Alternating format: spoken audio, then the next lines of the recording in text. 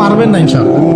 রিজিক আছে, খাবো ইনশাআল্লাহ, কিন্তু হয়তো বা অভাব হবে, টাকা পয়সা একটু কম হতে পারে, অন্যের 10 তলা ফ্ল্যাট হবে, আমার হবে না, ঠিক আছে, অন্যের এত বিঘা বিঘা জমি আমার হয়তো হবে না, কিন্তু ইনশাআল্লাহ তাআলা এই যে দুনিয়ার মুসাফিরের জীবনটা, এটা মুসাফিরের জীবন না, মুসাফিরের জীবনটা কেটেই যাবে ইনশাআল্লাহ।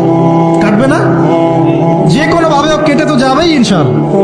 এই যে পরকালের জীবনটা একটা চেতনার শক্তি, জানেন, দুনিয়াতে যত বাধা বিপত্তি আসুক, গাল মন্দ খান, গিবত তহমত খান, কষ্ট হোক, নির্যাতন হোক, একটা বিষয় মনের মধ্যে শান্তি দেয়। কি শান্তি? যে এই দুনিয়ার জীবনটা তো আর চিরস্থায়ী নয়, এটা তো আর সারা জীবন থাকবে না। ইনশাআল্লাহ এই অবস্থা আস্তে আস্তে পরিবর্তন হয়ে যাবে। ফাইন্না মাআল উসরি ইউসরা, পরকালে ইনশাআল্লাহ পাবো, দুনিয়াতে না পেলে কি হয়েছে, পরকালে পাবো ইনশাআল্লাহ।